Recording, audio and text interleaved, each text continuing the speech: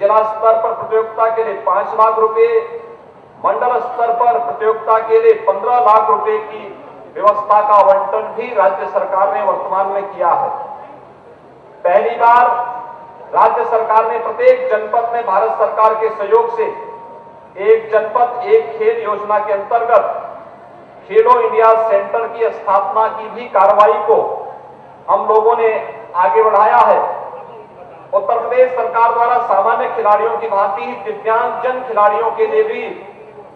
समस्त शासकीय सुविधा वर्तमान में हम लोग प्रदान कर रहे हैं। खेल और खिलाड़ियों के हित को ध्यान में रखते हुए प्रदेश सरकार ने राज्य का पहला स्पोर्ट्स विश्वविद्यालय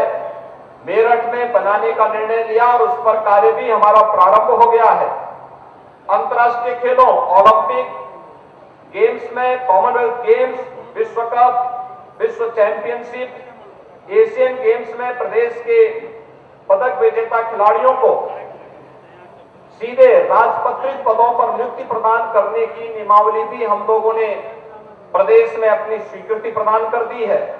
और साथ ही अंतर्राष्ट्रीय प्रतियोगिता में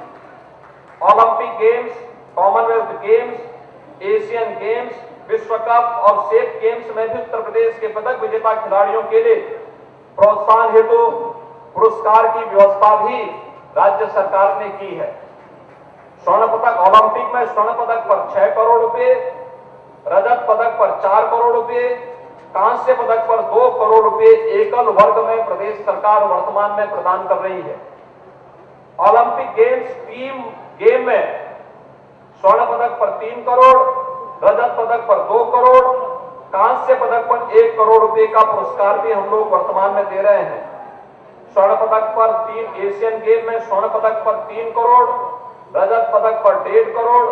और कांस्य पदक पर 75 लाख रुपए पुरस्कार की राशि भी हम लोग वर्तमान में उपलब्ध करा रहे हैं। कॉमनवेल्थ गेम्स में स्वर्ण पदक पर 1.5 करोड़,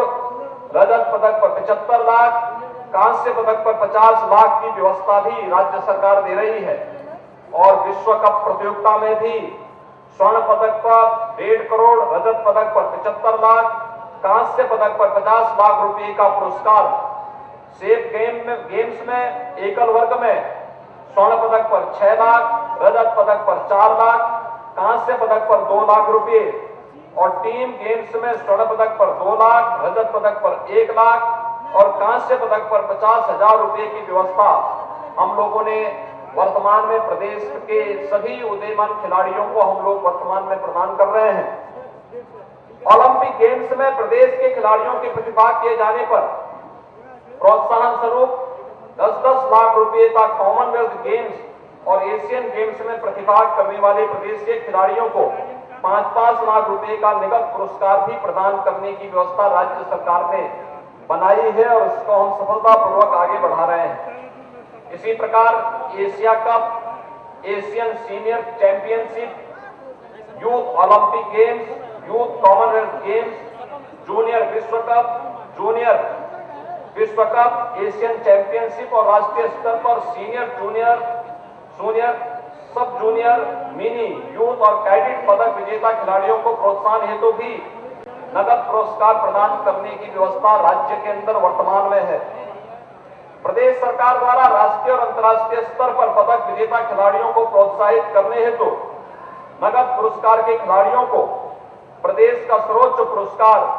पुरुष वर्ग में लक्ष्मण पुरस्कार और महिला वर्ग में रानी लक्ष्मीबाई पुरस्कार से सम्मानित हम लोग कर रहे हैं, जिसमें लक्ष्मण और पुरस्कार और रानी लक्ष्मीबाई पुरस्कार से सम्मानित होने वाले खिलाड़ियों को लक्ष्मण जी की या रानी लक्ष्मीबाई की कांस्य प्रतिमा के साथ ही प्रशस्ति पत्र के साथ साथ 3,11,000 रुपए की नगद धनराशि भी प्रदान करने की व्यवस्था है। सरकार द्वारा अर्जुन पुरस्कार, द्रोणाचार्य पुरस्कार, ध्यानचंद पुरस्कार, खेल रत्न पुरस्कार और खेल के क्षेत्र में पद्मश्री और पद्म विभूषण से सम्मानित खिलाड़ियों को 20,000 रुपए प्रतिमाह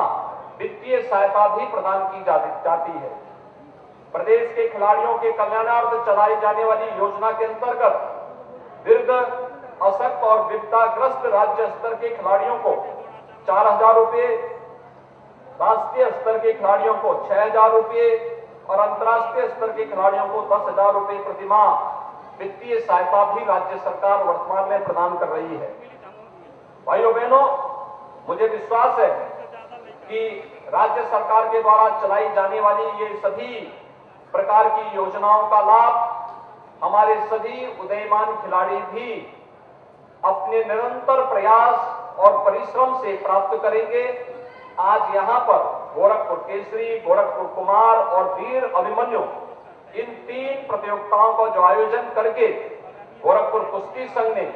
सफलतापूर्वक इस आयोजन को नागपंचमी के अवसर पर किया है। नागपंचमी का मतलब नाग शक्ति का देवता माना जाता है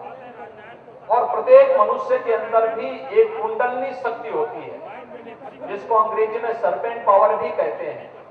और कुंडलनी शक्ति, और मुझे लगता है हमारे खिलाड़ी जब यहाँ पर पहलवान आकर के यहाँ पर अपनी शक्ति का प्रदर्शन करके और खेल के नियमों का पालन करते हुए इस प्रकार के आयोजन में सहभागी बनते हैं तो स्वाभाविक रूप से यह न केवल खेल के प्रति उनके अनुराग को बल्कि अपने पर्व और त्योहारों की परंपरा को आगे बढ़ाने के लिए भी उनके भाव को प्रदर्शित करने का एक उचित मंच प्राप्त होता है। मैं यहाँ पर गोरखपुर कुमार, गोरखपुर केसरी, गोरखपुर कुमार और वीर अभिमन्यु के लिए चयनित तीनों अपने खिलाड़ियों को, जिन्होंने आज सफलतापूर्वक अपने अपने मैच में सफलता प्राप्त की, मुझे बताया गया कि यहाँ पे 90 जोड़े कुश्ती के आयोजन हुए थे और 90 जोड़े में ये 3 उत्कृष्ट खिलाड़ी और उनके रनर अप भी 3 यहाँ पर शामिल हुए हैं। उन सबको मैं हृदय से बधाई देता हूं, अपनी शुभकामनाएं देता हूं और विश्वास व्यक्त करता हूं कि गोरखपुर कुश्ती संघ आने वाले समय में नागपंचमी के इस आयोजन के पहले प्रयास करें कि 15 दिन या 1 महीने पहले गांव-गांव में कुश्ती का आयोजन पहले हो, फिर वह न्याय पंचायत स्तर पर हो, फिर न्याय पंचायत स्तर से ब्लॉक स्तर पर हो, ब्लॉक स्तर से फिर उसे हम लोग तहसील स्तर पर या विधानसभा स्तर पर करें और विधानसभा स्तर के बाद जो उत्कृष्ट जोड़े निकले उनकी प्रतियोगिता का आयोजन फिर नागपंचमी के अवसर पर यहाँ पर हो और अच्छी एक सम्मानजनक धनराशि के पुरस्कार के साथ अगर एक कार्यक्रम आगे बढ़ेंगे तो गांव-गांव में खेलो इंडिया खेलो के कार्यक्रम को आगे बढ़ाने में और अच्छी मदद मिलेगी। खबरों के निष्पक्ष विश्लेषण के लिए सब्सक्राइब करें Jantantra TV and press the bell icon. Never miss any update.